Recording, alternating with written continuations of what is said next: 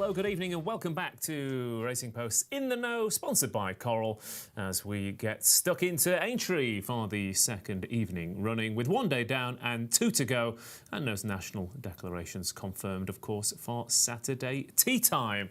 My name's Ross Brierley and we'll be with you for the next hour or so to look at today with quite a few talking points, to be fair, but mainly go through tomorrow's races with 4 more Grade 1s and more fun and games over those national fences in the Topham as well. This is a live and interactive show going out on YouTube eventually, we got there, and Facebook as well. So please do like and subscribe to the streams and put those comments in the chat box and give us your tips and fancies for the day. But it was pretty wet, it was pretty windy, and it was pretty dramatic in all the races today at Aintree, as Epatant's Mayor's Allowance made a mockery of Montmorel on Merseyside. We had a reward for Paddy Brennan's valour in the stewards' room with night salute as well. Glanders Oboe licked his rivals in the bowl for the second year running. And of course we had much more besides, including exciting stuff. I've completely forgotten the other race. Miller's Bank, that was it, wasn't it? Manifesto, that was quite frankly hours ago. I'm getting overexcited about tomorrow though, so that's why I've forgotten that opening contest. And congratulations to Alex Hales with his first Grade 1 success on the Aintree card today. Tomorrow, like I said, we'll be getting right stuck into it, and we've got that supreme form, of course, being tested for the first time. Is Constitution Hill the monster that he seems? Well, we'll see how John Bond goes tomorrow, and hopefully we'll have a few nice prize winners to boot. Now, last night we had Paul Keeley in the saddle, of course, but he's gone back to being the morning man. But luckily, doing a late shift in his shorts with a bag full of winners, it is the one and only anti-postman. It's Mr. Robbie Winters, Robbie Wilders. Robbie, I've completely messed this up. Hi Ross, how you doing? It's as if I've never done this show before in my life. Yeah, well, I was with Dave last time and he didn't slip up at all, so... I mean, to be fair, 8 minutes ago, I was absolutely ready and raring to go for this show. And then we couldn't get it live. Nah, it's quite a long introduction from yourself, though. Maybe you put yourself under a bit of pressure there. I don't know. Lovely to see you, Robbie. You too, mate, yeah. I'm sorry you're seeing me because I'm looking at my hair now and I'm thinking the barber's had a bit of a mare this morning. Yeah. He's not really faded the side of it. Yeah. And the fringe is a bit iffy. Can you flick that back and forth and keep the flies out your eyes? I could do, but I've also got receding hairline to mask as well. Wow, that's fantastic. It's amazing. It really is. It's quite a combination there. I mean, I shouldn't take... Let's not focus too much on it. Well, I mean, you brought it up. I did, yeah. I was hoping we'd swiftly move on by now, but... But we haven't, have we? Nah. Shall we? OK, fair enough. There we go. I mean, Tom Segal sat at home watching the racing on one channel, the golf on the other. Is that the smoothest intro to any show you've ever seen? One of the worst, Ross, but, you tried. You tried. Yeah, and that's the key, isn't it? God loves a trier, Tom. Yeah, what a great day. I loved every minute. Didn't miss an ounce of that Aintree today. Thought it was fantastic. Absolutely, yeah. And what was your personal highlight, Mr. Segal? Oh, it was all great, Ross. I think probably Epatant doing the business in the hurdle. I thought she was excellent, wasn't she? She was cantering all over them from a long way out and won as she liked. She did indeed, and that step up in trip was a bit of a joy. What do you make of Keel's assertions that the 2 mile hurdlers are a load of tosh? She would have beat Zanna here fairly comfortably. Those two would have franked the honeysuckle form. Yeah, I mean, look, fundamentally, they're not, on the figures, they're not brilliant, aren't they? But the mare's, she's a very good mare. She's won how many Grade 1s has she won? Epatant now. I can't, off the top of my head, I can't think, but it's a lot. She's very good, isn't she? And she's just a class above them, really. She always has been. She always will be. The rest of them are not great. I thought, obviously, Zanna here would have been second if he hadn't fallen at the last. But I think she's top class. Always has been. She's just not quite as good as Honeysuckle. No, fair enough. But clearly she relished that step up in trip. She is the class angler in the race, and she took the contest in style. But if me and Robbie didn't start off roughly enough, Tom Segal, producer, just asked if you could just tilt the camera so we could see more of your wonderful face over the graphics. There we go. Don't put me while he's doing it, producers. Everyone's having a mare here. David Stevens, please shine a light on this show, will you? Well, unfortunately, lighting issues are affecting me at this end. But, yeah, look, I was lucky enough to be at Liverpool today. First time in 3 years. a crowd at this meeting, and the weather, I'm afraid, didn't play ball. Hopefully the next 2 days are going to be much better. It didn't dampen the enthusiasm of the Liverpudlian crowd too much, and they were treated to Clanders Oboe, winning the race again. Paul Nicholls enjoyed that. He always loves silencing the doubters. And it was a dramatic day, of course, for Gordon Elliott. His Pied Piper losing the juvenile hurdle in the stewards room, or losing a share of it, I should say, after the dead heat with Night Salute. And Zanahiyr, he mentioned, there came down at the last. And that did bring in all those that backed him with us on our fail to finish offer. A quick plug for that. You get your money back as a free bet up to 10 quid if your horse fails to finish. And that's on all the Aintree races from 8 o'clock tomorrow morning. And a bit of an early shout out for our Racing Super Series for Saturday's Grand National card. It's free to enter. All you got to do is pick a horse to be placed in each of the 7 races, and you could win a share of, or indeed all of, the 50 grand. We've doubled it from the regular 25 grand. So worth having a go at that. But yeah, I thought it was a really good day today. Epatante just showing that Honeysuckle is head and shoulders above the rest, but Epatante isn't too far behind. And we have more of the same tomorrow, when hopefully the sun will shine and the ladies come out in their finery. Ladies' Day at Aintree. If you've never been, it's worth going. Fantastic stuff. And rumour has it that you're going wearing nothing but that Panama hat behind you, David. It's a little bit too cold for that, let me assure you. Well, we'll bear that in mind as the paparazzi descend. But just a reflection onto today, Robbie. The juvenile hurdle, mixed opinions on people, depending on whether you back Pied Piper or Night Salute. I mean, even Paddy Brennan didn't think he should have got the race, but he did. Yeah, I probably agree with Brennan there. I think one thing we can say now is, though, that there's a big concern about Gordon Elliott's stable form going into the meeting. And he's had Pied Piper come out and almost win. He's had Conflated, probably run a career best there behind Clanders Oboe. And Zanahiyr was running up to his form in the Aintree hurdle. So for me, that suggests that Elliott's horses going into the rest of the week are sort of, that question mark isn't really around as much for me now. No, they're still not winning though, are they? That's true, but they're running to form. And I quite like one of Gordon's running tomorrow, actually, at a big price. So. Okay, lovely tease there from Robbie. So we'll get to that very shortly indeed. But let's drag this show back on track, shall we? Hello to everyone watching at home as well.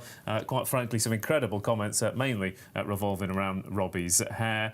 But we'll get to those a little bit later on. Hopefully, we can find a few winners starting off tomorrow with a fiendishly difficult handicap hurdle. 2.5 miles is the distance for the opener tomorrow. 22 of them lining up, and Langadan once again inserted as favourite for the Dan Skelton team. 3-1, Cobbler's Dream 7-1 with Speech Bubble at 7s. Balco Coastal is 11-1 as well. Field du Derry is 11-1. Highway 102 at 12s. Peking Rose at 12-1, and Paddy's Motorbike at 14-1. Of course, we just mentioned Gordon Elliott. Of course, in theory, he's won this the last 2 years. Of course, Rondo was in the company of Denise Foster when going to take this race last season. But it's Langadan again for Dan Skelton, who has sent off a warm favourite at Cheltenham and managed to make it as far as 2 hurdles. Now, fingers crossed that Langadan makes it a little bit further and gets round in one piece, Robbie. But it doesn't matter how well handicapped you think Langadan is, you're never ever going to get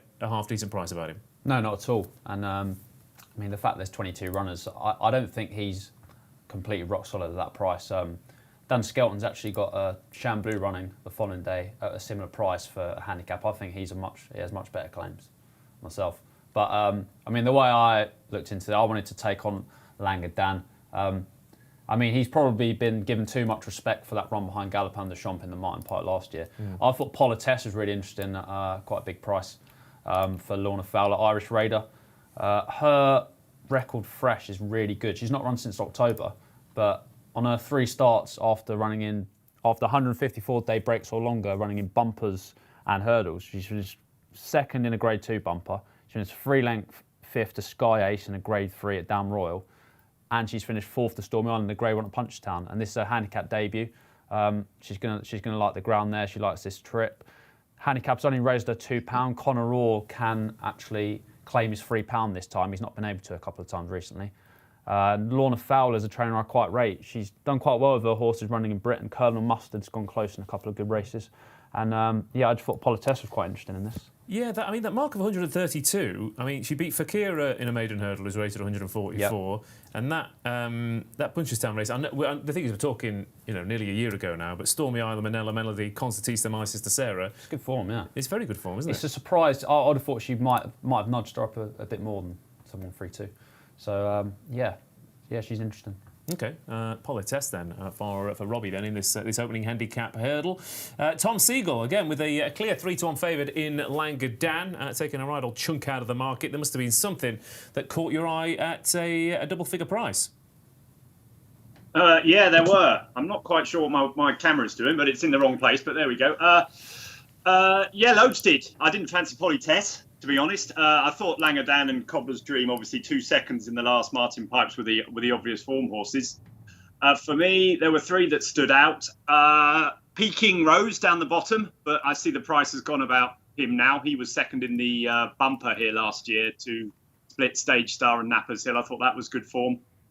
Speech Bubble, who was second to Love Envoy, went on to win a Cheltenham Festival last time. Stable had the winner of the Mayor's Final last week. I thought she'd go well, but once again, the price has gone. I like Feel Do Dairy for Nicky Henderson. I thought he ran a cracker on his comeback run in that Ascot Handicap Hurdle. I think Nicky's won it 3 times, often with his second string. This is supposed to be the second string. I think it's his main chance. He ran in loads of novice chases in Ireland against all the best horses, Asterion Falange, Envoy Allen, Monkfish. Never disgraced. He's class. He's not giving much weight away. He'll do for me at 11-1. Okay, Field of Dairy then, a 11-1, and a couple of half-decent mentions for others, for Tom as well. Other horses we probably should mention. Broomfield Berg, Tom. Broomfield Berg, yeah, he's a bit of an old... I think he's a bit of a softie myself. Yeah, we've had this conversation before, but obviously it's just that I think the Newbury form is rock solid. I think the county form is fantastic. He's just, they keep trying with him. I don't know if I'm sunk cost fallacy a bit with him. I'd give up, Ross. He's had good chances now. I mean, obviously he's got good form, but I just not sure he'll ever do it. He's only won, the only race he won was a small race somewhere. I can't remember where it was, Taunton or somewhere. I can't remember, but I'm not in his camp. No, Paddy's Motorbike has a chance for Sam Thomas. His horses are running well. Have been running well all season, haven't they? And he ran well last time with a £7 claimer on. I thought he might run well, but I thought my 3 were Speech Bubble, Phil Do Dairy, Peking Rose. Phil Do Dairy clear on top for me. Okay, thank you for that, Tom. A couple of social comments as well. What do you fancy in the opener at Aintree tomorrow? Let's have a look. Devo's got in touch. Says Peking Rose at 20s. He's on, and a strong mention for Mackenberg as well. So another Peking Rose fan here. And Mackenberg currently, what price is Mackenberg? About 18-1 with Corals coming into this in the back of some decent form over fences for the McCain stable. And Stevens 99. Gary Claremont, best outsider if rain stays away, ran much better than placing last time on ground too soft. Yeah, Gary Claremont has won here in the past, and it was pretty desperate in the Coral Cup, wasn't it? And that Tritonic form doesn't look too bad. The unexpected party form is okay as well. So wide open handicap hurdle here, but Langadan, you taking no chances once again with the Skelton runner, David? No, we always give Dan Skelton's handicap hurdlers plenty of respect anyway, and he's a clear favourite here. 5 places each way, I should say. The extra place in this tricky-looking handicap. And we are actually best odds guaranteed from now, even in these races with enhanced each-way terms. I was very sweet on Cobbler's Dream here, second in the Martin Pipe most recently, and a little bit unlucky as well. I might have finished even closer, but for getting slightly hampered there. Won at Doncaster, then went to Kempton, won the Coral-sponsored Lanzarote, and at more than twice the price of Langadan, he'll do for me. Okay, there we go. Thank you, David. Before we move on, just reiterate your pick for this one, Robbie. I'm going Politesse, but I have also backed Peking Rose as well earlier in the day. I just really like that Aintree run last year behind Nappers Hill and the bumper. That's the last time he encountered good soft ground. He's going to get it here. A mark of 130. I think there's a lot to like, and I agree with the fellow who popped up earlier. Yeah, Tom. And Tom as well. And him. Both of you. And Keels was talking this horse up to me yesterday as well. So if you're wondering why it's half the price it was, it's because everyone apart from me appears to have backed it. And Tom, just reiterate what you've put up. Phil Do Dairy for me. I do like Peking Rose a bit, but I thought the price had gone. He was shortening all day, so I like Phil Do Dairy. Okay, lovely stuff. Let's move on then. Second race at Aintree tomorrow is the top novices hurdle, due off at 2:20. And as we said, leading up to Cheltenham and after Cheltenham as well, the Supreme was going to be a bit of a blinder. Constitution Hill destroyed his rivals. His stablemate John Bon turns up to try and frank that form. He's 11-10 to do so. El Fabiolo, bidding to become only the second winner in the last 10 years to skip Cheltenham since Laylor to win this race, 7-2. First Street, who comes out of a couple of very good handicaps on his last couple of starts, is 4-1. Then we've got the Imperial Cup winner surprise package at 10s. Orkan Risk, who took the Dovecut at 12s, and 16-1, and bigger the rest here for the top novices hurdle. Harry Lee says John Bon wins by half the track tomorrow. Tom Segal, over to you to either agree or disagree with that comment. Of course, we saw Epatante win by half the track in the same silks. I mean, Constitution Hill very much put him in his place. The question is, was it an incredible performance by one horse, or will that quality drag all the horses in behind him up to his level? Don't know, to be honest. I love John Bon. I'm just surprised he's running over 2 miles. I thought he wants further. I felt that he's going to be a much better horse over further. I thought he'd run in one of the different novice hurdles at the meeting. I think he's got by clearly the best form, and it's not even close. The question you ask yourselves at Aintree every year, is he going to produce his Cheltenham form back after a hard race there back at Aintree? I didn't think Protectorat did it. I didn't think Royal Pagaille did it. But some others, seem fine. So it's a guessing game for me. I think he's the best horse with the best form. Would I back him at 11-10? No. What I would back, I don't know, because First Street had a hard race. Surprise Packages had a couple of hard races. El Fabiolo's an interesting horse. When did he win? Down in Tremor, and then the people were talking about him as the supreme horse. Probably the danger, given how well Willie Mullin, how many millions of novice hurdlers he's got. But I think it's all about John Bon recently. I want him to win just because I think he's seriously talented and better than these. Okay, John Bon is 11-10 favourite here for the top novices hurdle, but this is my kind of absolutely filthy each way race, Robbie. Who you liking? I'm liking First Street. I think he's rated exactly the same as John Bon. Yeah. I think that county form is fantastic. I think State Man looks a bit of a monster, and it's not quite dropped right for him in those two runs yet. He was in the middle of the track at Cheltenham, didn't he, a little bit late, and he got going a little bit late at Newbury. But I think he's good enough to win this. Yeah, I get that. It's just like Tom says, and like every Aintree race, you're wondering, has the long, hard season going to get the better of these horses? I mean, he's run 6 times since August. That'd be a concern for me. I really like Vena Ardanza for Gordon Elliott. Obviously touched upon his form earlier. He's had horses run very well today in defeat. It's just interesting, this horse making the journey over. Sort of unlucky to be unbeaten, I thought. Ran in a Grade 3 at Nace in March of a 108-day break. Finished a head second to Hard and Charge, but that horse is quite a good prospect in his own right, I think, a Noel Mead, Gigginstown horse. That horse has gotten closer to Sir Gerhard than any other horse apart from Free Strike Life has. That's good form, and he was 2 years younger. It was only his second run over hurdles. I think he's open to a lot of improvement, and he's already, after only running twice over hurdles, he's 4th highest rated in this field.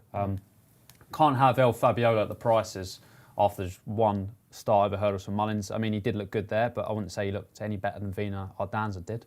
I can't really understand the disparity there. And it's the Mullins angle again. Exactly, yeah. But he's simply way too short. I mean, he's going to have to be a bit of a monster to win that off the back of just one run for the yard, I think. Yeah. He could do, but I'd much rather side with Vena Ardanza at 16s each way. Okay, and just a quick word on surprise package, Tom. Of course, an air of Belfast banter about him. Could he do the same thing?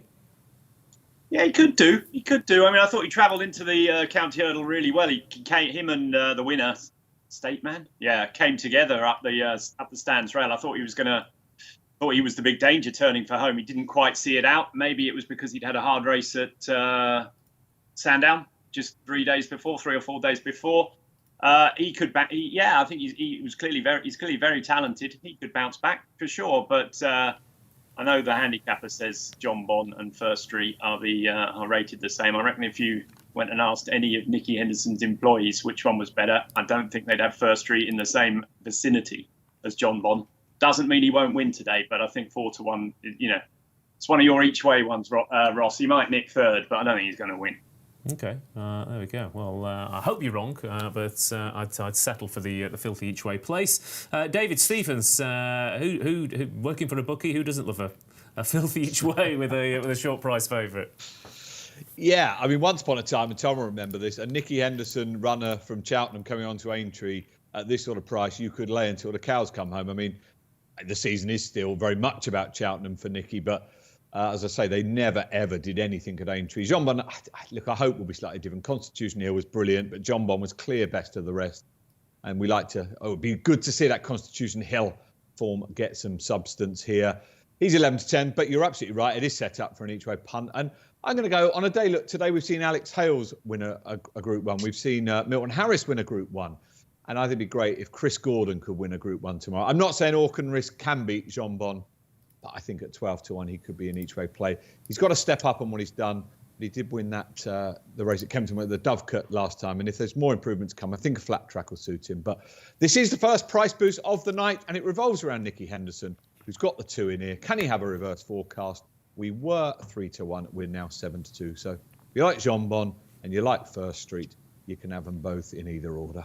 Okay, fair enough. 7 to 2 out from 3 to 1. Then Nicky Henderson to train the first and second in the top novices hurdle. See what people at home.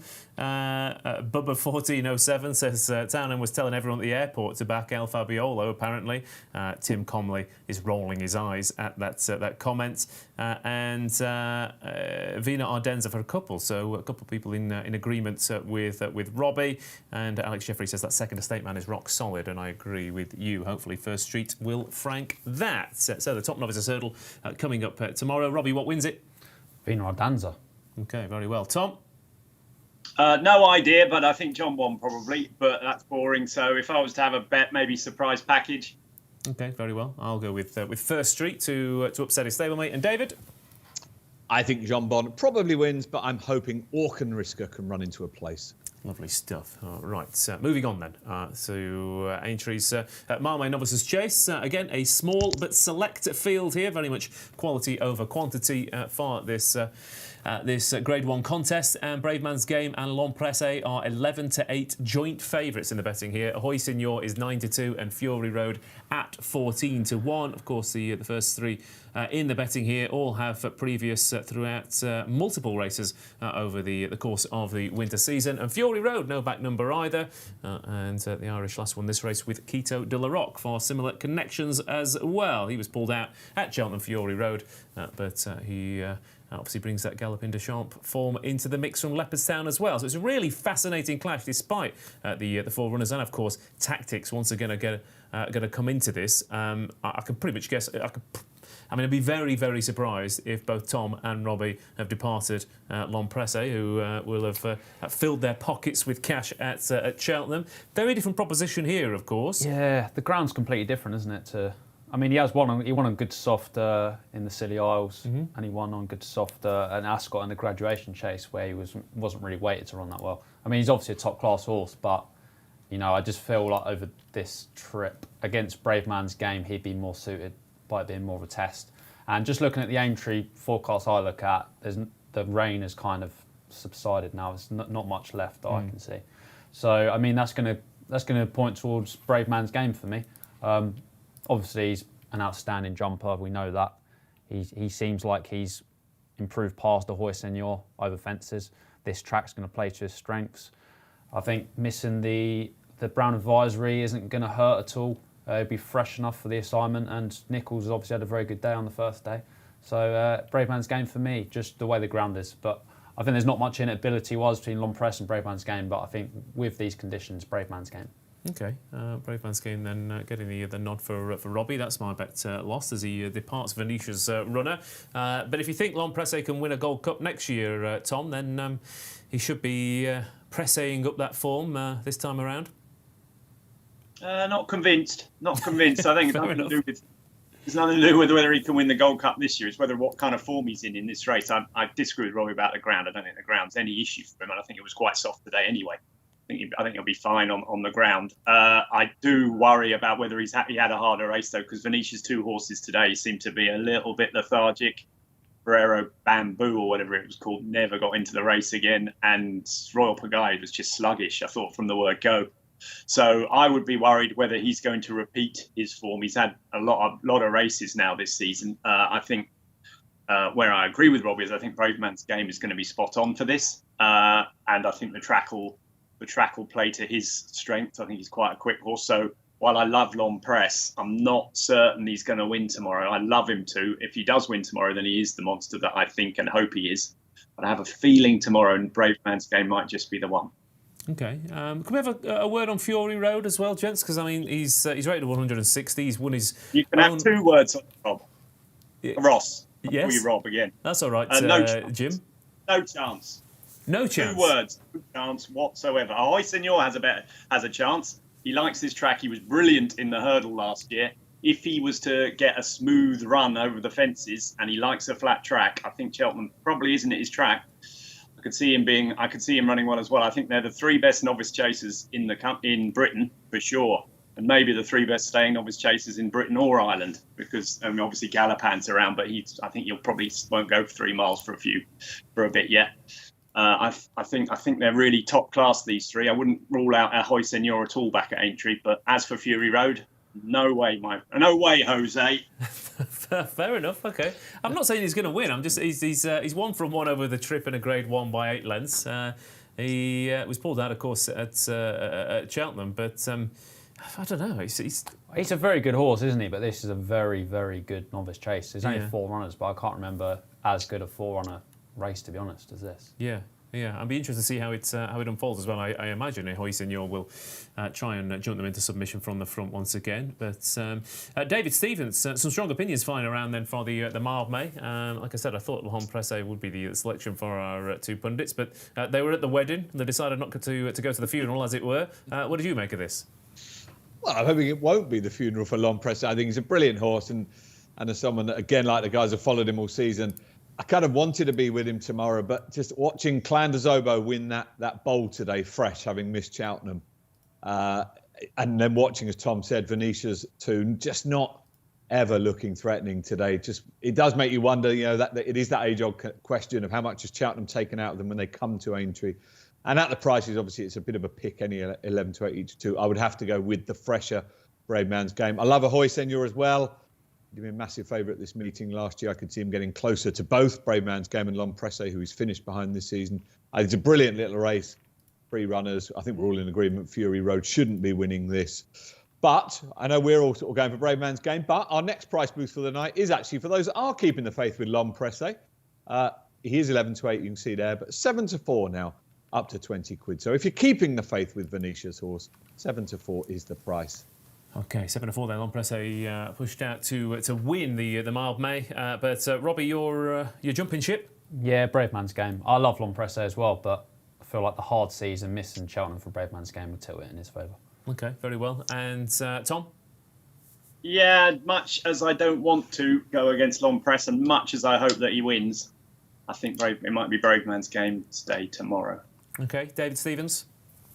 Yeah, just agreeing with everything there. Braveman's game, but wouldn't be disappointed if L'Homme Pressé won. No, fair enough. And I'll be putting all 4 in the place pot, and that's about my only opinion in this race. It's got very much one of those feels about it, but it's a cracking contest. Hopefully, we'll get a decent matchup. Braveman's game, L'Homme Pressé, Ahoy Senor, says Vortex Fitness in that order. John Fagan and Jim Frater. Not so sure about Fiori Road. Ahoy Senor each way. Sharp Fitness look. Okay, not sure about that. Good luck getting that bet on. Braveman's game is a steering job, says Bubba 1407. So plenty of opinions in the novice chase tomorrow. As we go on to the 3:30 at Aintree, and we have Fakir Dudery returning to the track to try and defend his crown then in the Melling Chase. 6 to 4, the market leader to tomorrow. To win once again, 65% of you at home think he's going to win. 15 of you think Funambule Civila could have to say. 7% So Royal and 11% any other in the market. But he's 6-4 to win again. Funambule Civil are stepping back up in trip 7-1. So Royal 8s, Mr. Fisher 9s, Captain Guinness 9s, Hitman 9-1, 10-1 All Mankind, 12-1 St Calvados, and bigger prices the rest. We're talking about horses skipping Cheltenham to come to Aintree, and this was pretty much a 101 job, wasn't it, Tom? Because the option for Fakir Doudouris was banging his head against Allaho's backside once again in the Ryanair, but Allaho's the only horse to beat Fakir Doudouris over this trip. He's a proper Grade 1 animal, and yeah, he's only 7 years old.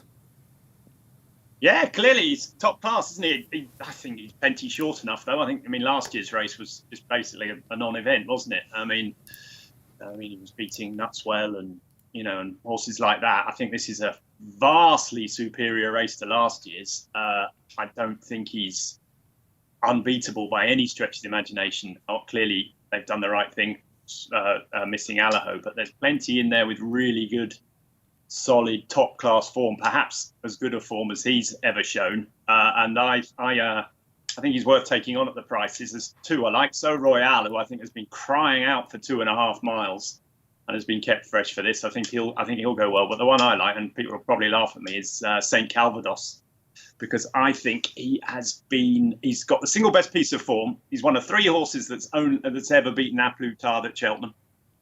He's been crying out to go left-handed. Ever since he's a novice, he's never gone right-handed in his life. Since he's joined Paul Nicholls, all he's ever done is gone right-handed. He's twice cantered through the King George and not got home. 2.5 miles, left-handed track, flat track. Harry Cobden prefers him to Hitman. That one piece of form where he should have won the Ryanair, he was desperately unlucky to be beaten by Min, and he had A Plus Tard behind him, gives him a great chance. And he was sort of off the radar until the Nicholls horses ran so well today. And I thought, if you're going to take if Clan des Obeaux can bounce back, this horse can certainly bounce back. Because if you think back to Kempton coming round the turn, you thought he was going to win half the track, and he clearly just didn't get home on his first run. Maya needed the run that day. I think you can throw out Ascot. Heavy ground, made a mistake. No chance from an early stage. If he bounces back, and if he's back to the form that he showed at the Ryanair, he can win this. He's got better form than Fakir Doudouris, so I would chance him against the favourite. And going back to what we said before, Funambule Civil, the second in the champion chase, has obviously got a form chance too. But is he going to run up to that level like we were worried about with Lompress? Yeah, and of course the question is that champion chase is going to be a conundrum for a few runners coming out of that, because it looked like a match. It became a one-horse race, and you start to think, well, were those in behind just finishing in the places because something had to finish in the places? Basically, yeah. And I mean, before that, Funambule Civil was only rated 154. Like he was improved markedly there, but yeah, the race did fall apart, as you point out. I'm not really convinced by Funambule Civil over 2.5 miles anyway. I think he's an out 2 miler myself. But yeah, I think Fakir Doudouris, you can take him on. I thought he'd win much easier than he did at Ascot last time. 2 for Gold made him work much harder than I thought he would. It looked like quite a tough race there. It might have taken a little bit out of him. I know he's had time to get over it 48 days, but as Tom points out, it's a much stronger race this year. I've been a massive fan of Hitman all season. I'm a bit concerned that Cobden's not riding in Bryony Frost is, but I mean, Frost is obviously a very good rider as well. But I just feel this horse has been sort of ridden incorrectly this season over 2 miles to show a turn of foot he doesn't really have over the minimum trip. And back up to 2 miles, ridden a bit more back up to 2.5 miles, ridden a bit more prominently. I think there's much more to come. I mean, he was only 2 starts back. He's come second in Tingle Creek. That's a massive effort. There's huge ability there. And the fact that he's missed Cheltenham, I like that. I feel like there's a lot more to come for this horse. And yeah, 9-1 each way, that'll do me.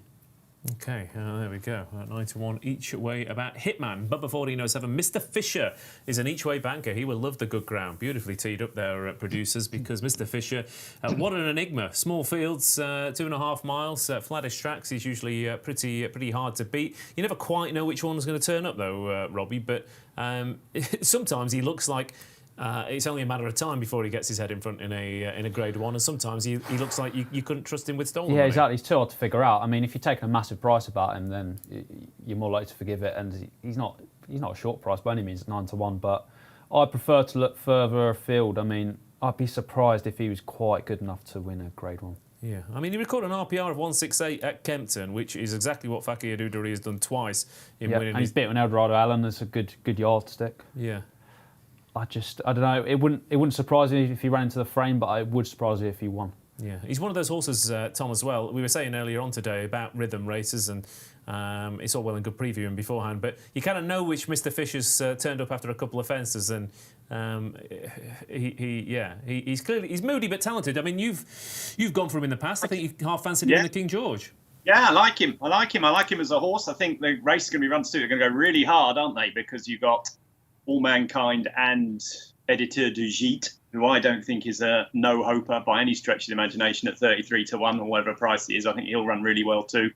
Just whether he'll quite get the trip in this company, I'm not sure. I think he'd get it in lesser company, and he's going to be, so good in the Red Rum last year that I wouldn't put it past him going well. But Mr. Fisher can just clout a few, can't he? If as you say, if you'll know early on your fate, because if he's jumping and in the rhythm, he's got a chance. He's definitely got a chance, but he can clout one or two, and I just wonder whether the pace of the race might get him test out his jumping.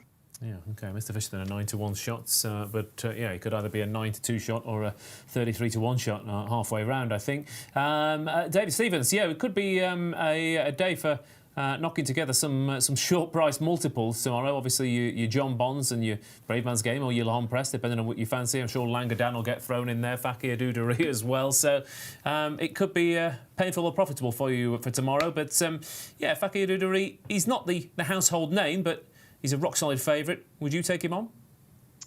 Yeah, it's interesting. I mean, at first glance, you look at this and it's 6 to 4.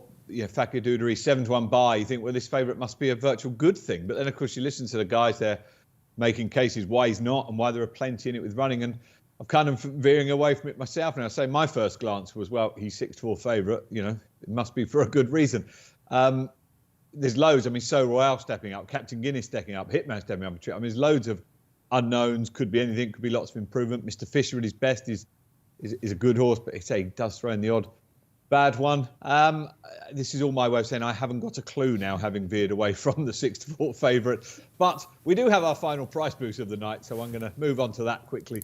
And Paul Nicholls proved again today with Clan Zobo why. I know, Tom, you've on more than one occasion described him as the best trainer of a staying chaser. He's got a couple in this, Hitman and St. Calvados. Throw in Dan Skelton with All Mankind. And if it'd be a win for one of those two, was 3 to 1, now 7 to 2. So you got those three running for you, taking on the Irish in this race. Okay, master and former apprentice then, Nicholls or Skelton to train the winner of the Marsh Chase, 7 to 2, out from 3 to 1. And just a quick shout out for All Mankind. Ben Ridge says, no love for All Mankind. This is the kind of race he needs. He will do for me. Hopefully, it could be a bit of a protectorate, though, potentially for All Mankind. Nicholls targets the King George and the Bowl, says Stakehead. Thank you. John Bond, Brave Man's Game, and Fakir Duduri, lovely treble about 10 to 1. Luke Salmon playing it safe with those. Tom Leach says Captain Guinness could have an angle, and it's edited a decent outside of a Stevens 99. He could get loose on the lead. And back for Bill Civila, says Devo. But the freshness of his rivals is a big worry. So a fascinating Melling Chase with a 6 to 4 favourite, but everyone seems to be taking him on. Robbie Winters, you are taking him on with? Hitman, please. I keep calling you Winters. Yeah, why do I keep calling you Robbie Winters? I don't know, but you're going to have to work on that, mate. Yeah, I'm going to go to Tom Segal now and see what he makes of the... What was that, Rob? I think I'm completely losing it. Absolutely losing it. We're only one day in. Bob Segal, what do you think will win the Melling Chase? I think it's really hard, but I think you could back nearly everything in the race. It would give him a chance. I mean, I'm going to back St. Calvados simply because that one piece of form just keeps standing out to me. He's beaten Apoutard. I don't think any of these could beat Apoutard. Okay, very well. And Stephen Davids, what did you make of this race? Thank you, Russ. I found it increasingly difficult, but I'm going to take a chance on Captain Guinness each way, stepping up the trip, hopefully bringing some improvement. Okay, very well. And I will back Mr. Fisher to win and lay him to place because there's only two options for the Henderson runner, but he deserves his day in the sun. There's the Melling Chase then at Aintree tomorrow at 3:30. Let's go over the national fences again then. Not personally, of course. I would be down at the first. The Topham is coming up at 4:05. Mr. Coffee heading the betting at 7-1. Mac Totty 10-1. 5-Star Getaway 12-1. Senior Citizen, which is what I'm feeling like so far halfway through this show, 12-1. Royal Rendezvous 12-1. Fantastic Lady 14, Spirit of the Games 14-1, Killer Clown 14-1, and then his bigger prices the rest then here for this 30-runner race, which again could go either way with your selection, because as we saw in the Fox Hunters today, you don't want to be too far away, and if you can't get into that early rhythm, Bobby. That's right, my friends call me Bobby. Do they? Yeah. Oh, that's all right then. There Bob we go. Volder. There we go. What was that? Bob Volder. Bob So Volder. that's my alter ego, yeah. Is it? I'll tell you more about it another time. Will you? Yeah. Well, what a treat that'll be. The top of then, it's 7-1 the field with Mr. Coffee, who keeps finishing I backed second. him last time. I was a bit Can he jump? No, not really. Well, he almost got brought down at the second though, so you can mark it up slightly. But it was disappointing he couldn't Venetia Williams or Chambard in the end. He's gone up £4. If he takes the fences, he's a massive player, yeah, but I don't know if I'd want to be taking 7-1 that he's going to. I like Royal Rendezvous. Mullins has won the last two with similar front running, but like going forward is pretty key in this race. The last three have made virtually all, and this horse basically made all in a Galway plate 2 starts back. The only horse who's beaten him in his last 4 starts is Fakir Dudery, who obviously is the favourite of the race we just previewed. The Irish handicap has not raised him from his mark of 161. You're thinking he's going to have to be pretty good to win a handicap of that rating, but he's a sound jumper. He's pretty low mileage for a 10-year-old. He's going to like this ground. I think he's the kind of type you want to be looking at, and 5 places each way. Yep, Royal Rendezvous for me. Okay, Royal Rendezvous is a 12-1 shot at top weight here after solid form in decent graded events for Robbie. And Tom, what did you make of this? Again, Mr. Coffee, he jumps like a coffee table, but he's clearly got quite the engine. And again, Henderson does seem to have been quite selective with the horses he's sending to Merseyside over the next few days. So it's no surprise to see him at the top of the betting. Yeah, I don't know if he's the right type. He's a bit of an old dodgy jumper, isn't he? Isn't he get behind? Aren't they going to have to hold him up? All those sort of things go against him. He's undoubtedly got the talent to win if you put it all together. For me, I'm not sure. It's not the type of horse I like backing over the national fences. But as I said last night, I have no clue what type of horse you should have over the national fences. Every time I think I back one, there's the one faller in the race always happens to be my one. But I do like Robbie's jib. I'm not sure about his haircut, but I think the cut jib with Royal Rendezvous is spot on. I think I like the fact that he's a front runner. I like the fact that he's classy. I like the fact that he'll get out front. He's got a very good chance. And the other one I like is Mac Totty, who's been well back today, I see. But I just thought he won the Grand Sefton earlier in the season over course and distance, beat Senior Citizen. He's back to the same mark. Peter Bowen's got a magnificent record over these national fences. I think he won it 3 times, 4 times, always when he won this race. I just thought he was going to go well. He took a crashing fall at the chair when he went up in trip to the Beecher Chase, but he comes good at this time of the year, and off 10 stone, he gets right in off 10 stone. So I thought that Royal Rendezvous and Mac Totty were my 2, but wouldn't be too keen. I wouldn't be rushing to back my selections over the national fences. They've not been good for a few years now. Albeit, what we were seeing today and often is the horses who race prominently but also go, oh yeah, I remember this is all right. And they've got a bit of experience, and it's just the same type of horses over and over again, run the same type of races. Devo says you're bonkers if you're backing Mr. Coffee over these fences. He puts holes in normal ones. That is a fair point. He wouldn't necessarily be the first horse to look a bit dodgy elsewhere and then go to the national fences and finally find his calling in life. The only thing I'd say, Ross, is that these fences don't take much jumping these days. If you get over the first 2, I think you're fine. I mean, how many horses fell in the Topham today? Not that many, did they? I mean, a couple went at the first, but I think if you can get over them, you can brush through them now. I wouldn't, if he got into it's just whether he takes to it. And the jockeys tell me that some horses just get really scared by the look of them or by the because they're totally different to what they normally. I mean, I'm not surprised, Tom. I'd be absolutely terrified. Obviously, I don't have the experience, but if you've got a horse who's raced 15, 20 times over hurdles and normal fences, and they turn up there, they must think, what on earth is this? Yeah, absolutely, and that's what they all say, that some horses just hate it from the word go. You just don't know. I think it's just a guessing game. I have no way of knowing which horse is going to take to them, apart from using past form. But as we've seen in the National last year, the first 5 home had never run there. But then you go to the Topham today, and Late Night Pass and Carlton Pascal and all those ones that all run well before there, hadn't they? And they came out and ran really well again. So it's just, for me, it's a guessing game as to whether they'll take to it. I personally don't think Mr. Coffee will, but if he does, he's got a massive chance. I prefer Mac Totty and Royal Rondo. Okay, just throw through a few others in here, Robbie. Horses who do like the fences, of course. Pink Eye Pedro, Keel's put that up in this race last year, and it ran an absolute blinder at a big price. Clearly, this has been the plan for him. And similar comments, I think. Again, Senior Citizen. I'm not necessarily saying he's well handicapped, but in these kind of races, again, he's got that 6 or 7 pounds of knowing how he races and that he loves these fences. And he was second in the Grand Sefton. That's been quite a good trial for this. I think 4 of the first 5 last year ran in that race, which is quite interesting. I wouldn't put you off. I just thought he might be a little bit too high in the weights. Okay, yeah. And Cat Tiger, of course, didn't necessarily let that form down. Okay, Mr. Coffee then 7 to 1. And also we must mention 5-Star Geshaway, who comes from the Christian Williams stable, who can do no wrong with their staying chasers. Spirit of the Games and Foxy Jacks for Chris Reed at home. Nobody talking up Killer Clown, says Andy McGugan, who quite fancies that one. Mr. Coffee should be 7 to 1 to get round, says Scott Barwick. And Tamarack Du Mathan is a great each-way bet for Bubba. And Spirit of the Games again. A lot of love for Spirit of the Games. I mean, if you think Mr. Coffee's a slightly dodgy proposition and you're back in Spirit of the Games, then fair play to you. But probably place though, won't he?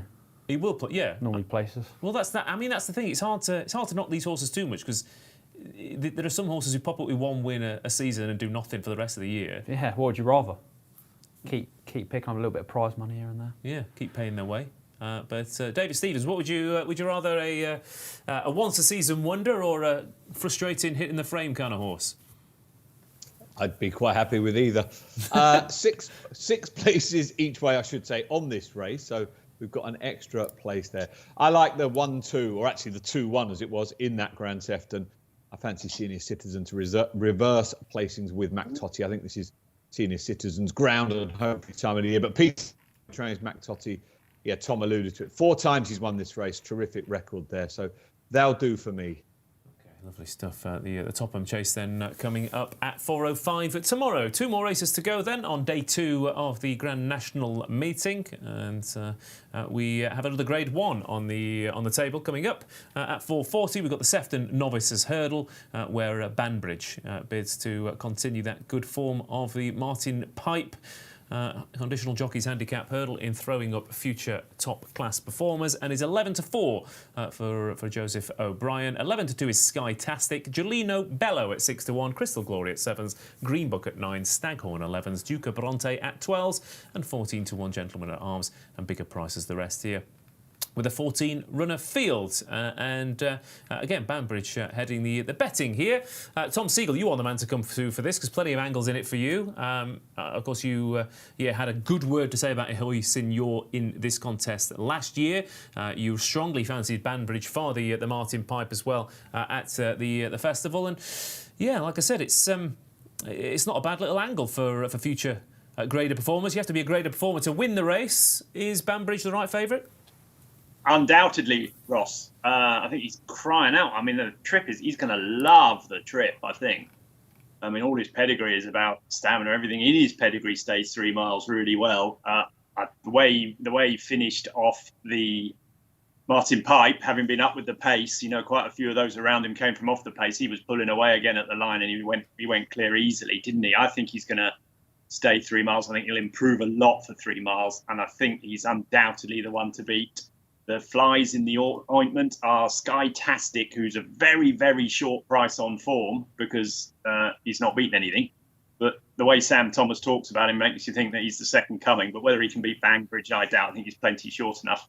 And the other one I thought had a chance was Crystal Glory, who was second to Hillcrest. And I think we can throw Hillcrest's run out of the window in that. But the time and the figures, boys, will tell you what a good run Crystal Glory, what a good effort that was at Doncaster. I think he's the danger, but I think Banbridge is going to win. I really like the horse. I think 3 miles is just what he wants, and if he's in anything like the form he was at Cheltenham, I think he'll win again.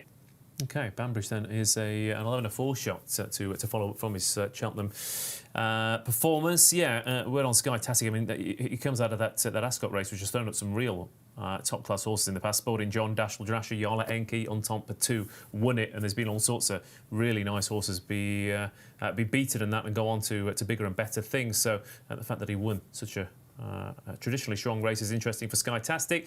Other horses throw in here. We've got quite a lot of former flat runners who've done quite well over hurdles. Your Staghorns, your Duke of Brontes, your Green Books, your Gentlemen at Arms are doing all right up against the more stoutly bred National Hunt types. Indeed. I've kind of dodged those flat runners. I prefer Crystal Glory for Nicky Richards. Sort of echoing what Tom said, that run behind Hillcrest was really, Hillcrest absolutely smashed the track record that day, didn't he? And there's 41 lengths back to the third. This is a pretty good horse, I'd say, in behind. You can't say Hillcrest didn't frank the form at Cheltenham. He wasn't right. He's out for the season since. But you're getting 4 places. We've got 7-1. I really like his profile. I like the way he's been sort of tenderly handled throughout the season. He's going to love this trip. Showed his best form over 3 mile, half furlong last time. And versatile ground-wise, I think there's a lot to like. And for me, I mean, Banbridge is the likeliest winner. Yeah, he looks like he is going to relish the step up the way he won that Martin Pipe. But I'd rather be a Crystal Glory each way, just in case that race might have left a mark with Banbridge. Okay, yeah, Nicky Richards as well, not a Cheltenham man, but very much an Aintree man. Yeah, you can see that this season would have geared towards this, and it's very lightly raced. But I mean, Sky-tastic as well. I was having a good look at him the other day, actually, but the price has kind of gradually collapsed, and now you're probably against him at those odds. But if there was a drift, maybe, I don't know. Very interesting horse, but Crystal Glory just about for me. Okay. Could we have a word on Gelino Bello as well? Of course, the Nichols runners today, as we said, have improved. Blazing Car put him in his place. But if you fancy Peking Rose earlier on in the race, and that Cobbler's Dream run was a good one. I'm in the back of my mind, I'm thinking, is he genuinely a 3 mile horse? That's my worry. But that is a concern. I mean, if you do like Pekin, that opens up the related double opportunity for Pekin Rose and Gelino Bello, because if that horse wins, then you'd have thought he'd definitely shorten and go off second favourite. Yeah. Okay. Yeah. I mean, obviously you've got Cobbler's Dream running earlier on as well to throw in for both of those. All of a sudden you're doing a lot of staking, aren't you? But yes. But I mean, if I like these related doubles because you don't have to win often to make them worthwhile, and you'd be amazed the amount of times a horse just completely shortens after one wins where the form's linked. So it's an angle I look out for. Well, I think if you like a piece of form, you should follow that piece of form, shouldn't you? Absolutely. I mean, Royal Ascot last year, it was a ridiculous one. Creative Force, I think it's Dragon Symbol as well, and Significantly, all in 2 days. I mean, if you trebled that up, it's audacious, but could have made a lot of money. Yeah, but that's the key, isn't it? That's the key, Tom. I mean, obviously, you try not to do damage, you try and chip away, but one good bet in your year can make all the difference. Absolutely. The only thing I'd say is Gelino Bello, going back to this race, he's quite short, isn't he? When you were talking about him, I was sitting there thinking, Christ, it's going to be 20-1 or something, and he's 6-1 third favourite. I mean, he was 4th in the Lanzarote, wasn't he, a handicap? Well, I mean, he is, strictly, he's the second best rated horse in the race. Yeah, but that's just because he ran in a handicap, Ross, isn't it? I mean, all these horses that run in handicaps get inflated ratings. It's as simple as that. I mean, it's no way his form entitles him to be the second best. I think to me, he's far too short. He's far too short. You're asking him to win a Grade 1 when he was 4th in a handicap 2 starts ago, and he's won a maiden hurdle since. But on the plus side, he's a very strong stayer, isn't he? We saw that against Peking Rose. He looked like Peking Rose was coming to beat him, and he just ground his way on. So I think the step up to 3 miles will suit him. The Nichols' team is informed, so he's definitely not a no-hoper. I was just expecting him to be double the price he is. Okay, there we go. But you're betting the Sefton?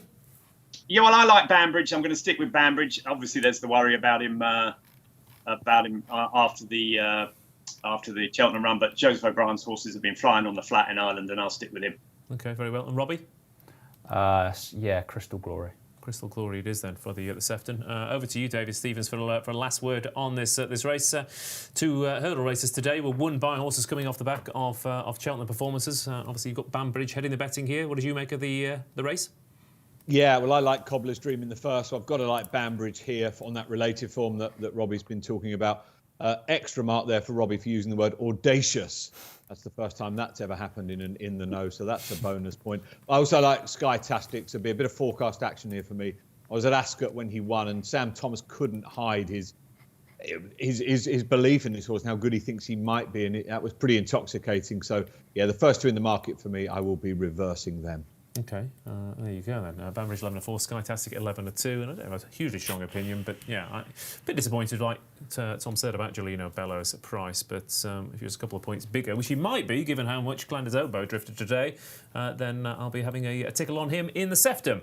Last race of the day then on day 2 at Aintree is another potentially tricky handicap hurdle here, with 17 of them running, conditional jockeys and amateur riders taking the ride here, and there's been quite a bit of money about WizKid, of course, a top-class sprinter on the flat. A few years ago, probably a different horse, definitely a different horse. 5-1, Washington 6-1, Severance 13-2, Lively Citizen 8-1, Gypsy de Choiseul 8-1, Hon Publique is 8-1, Richmond Lake is 8-1, Mandarin Monarch is 12-1, and it is bigger price as the rest for this 17-runner contest, with 5 places on offer from Coral, and we've got quite a few handicap debutants here, Robbie, WizKid being one of those, and it's a tricky race because of that, because you're trying to go through it, and you've got things like the county form thrown into the mix as well, and then you've got a lot of horses, like I said, who you're trying to work out, have they got anything in hand from the handicapper? Yeah, a lot to consider.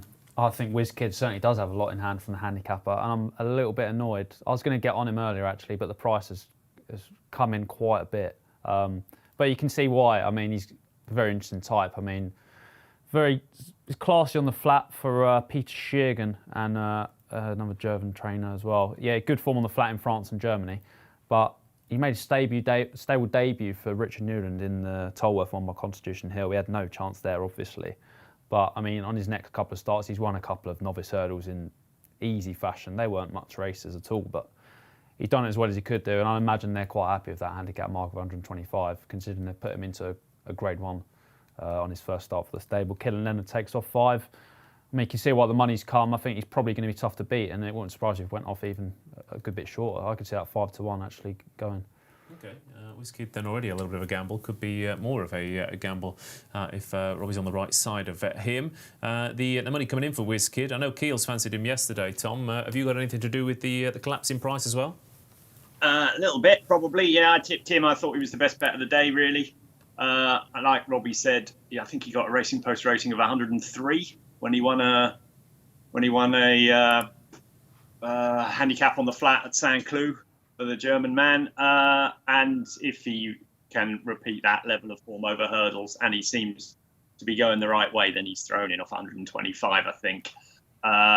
It's a competitive race though, and he's got a jump, and there's plenty in there like Lively Citizen and Oliver Greenall's horse On Publique, who I thought were going to run well as well. Lively Citizen's just incredibly solid, isn't he? He was second in the Imperial Cup. Obviously, he was running against a horse that's come out and run very well in the county, and is now running in the Grade 1 earlier in the card type surprise package. He's very solid.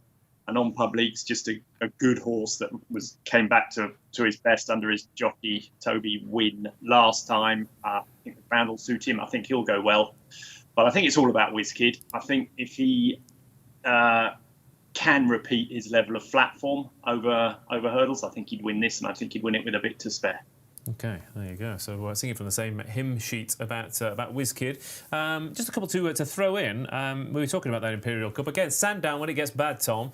You don't want to be going down that inside rail. And Hacker de Place, I thought, ran a really nice race for a 5-year-old down the inside. Obviously, surprise package has given that form a bit of a boost as well. And Lively Citizen is in here, but I thought he had a bit of a chance. And he's a bit of the Don Levant for me, but Favois to finish somewhere in the frame. Constantly runs the same race. Good speed figures. He's a hard horse to win with, but he's going to be there or thereabouts. And this is actually a little bit easier than what he's been running in. Undoubtedly, yeah, and he's got a good £7 claimer, isn't it? I think he's decent. Tristan Darrell, is it? Yeah, I thought. It's Dan Skelton's using him a lot. Yeah, he's got class. 2 mile handicap hurdles. The first place you go to is the Skelton Yard, isn't it? Normally. So the fact that he's running here, he could have run loads, I think, is probably quite significant. Yeah, I wouldn't put you off him at all. Okay, there we go. David Stevens, last word on the last race of day 2, please. 5 places on offer. And given that the world and his wife appears to be back in WizKid, I'm sure you'll be hoping he gets chinned. Well, from a company point of view, yes. From a personal point of view, no, because he's my selection as well. When I looked early, he was good 2-3 points bigger. Look, we've all seen, for obvious reasons, he was long odds on last time, and Julie had a stroll round. Surely there's much more to come for the good doctor here. And yeah, I'm in agreement there. WizKid, we're ending in a unanimous verdict, I think. Right, lovely stuff. Well, we started in a shambles and we've ended in formation. Beautiful stuff. You're only as good as your last race preview. That's why I say. But WizKid is 5-1 favourite for the last then. And Robbie, you'll be hoping. Well, you haven't backed him yet, have you? So you're actually. I just did, yeah. Oh, literally just now. Oh, did you? Yeah, that's the good part of having Wi-Fi in the studio. yeah, it is. Yeah. Because I just think I can see that going off really short, to be honest. Yeah. Okay, fair enough. WizKid then, and a big thumbs up for the internet from Robbie and Tom Segal. You're on the WizKid bandwagon as well. Yeah, I'm on the WizKid. Yeah, I think he'll run well. I think he'll be hard to beat. Okay, as is David Stevens as well, and I will take Hackett of Lass and Favre at double figure odds to win the last. Quick last shout out for a few fancies at home. Mandarin Monarchs as Billy Samways, and what else we got? Favre decent each way chance. Yeah, a few people agree with me with that one. Tom Leach is on Washington. And a few others as well for that final race. But we started a little bit late. But if anything, I think we've rattled through this in an hour. Maybe we should start late more often. But we can't leave you without giving you the naps again for day 2 of the Grand National Festival. Starting off with the man to my left, Robbie. What is the nap on day 2? Vena Ardanza and the top Novices hurdle. Nice price, lovely stuff. Okay, that's Robbie's nap. What about you, Tom? Billy the WizKid for me. I think he'll win. Okay, WizKid it is. I'll take First Street to upset John Bon then in the second race of the day. David Stevens? I will take Cobbler's Dream to get the day off to a winning start. And just a final shout out for that free-to-play Racing Super Series game on Saturday's card that's open now for a chance to win up to or all of 50 grand. Lovely stuff. There we go. And don't forget, we've got a Racing Post Members Club offer as well. Stay ahead of the field with 30% off your first year and get involved in that. And, of course, we'll have wall-to-wall national coverage for the big race on Saturday on the Racing Post website as well. And we'll be back tomorrow, 6 p.m. or there or thereabouts to preview Saturday's card and, of course, the big race as well. So get studying that national form. And fingers crossed for day 2 of Aintree. Thank you to everyone who's tuned in. Thank you to everyone who's contributed. And we'll see you at 6 o'clock, same place tomorrow.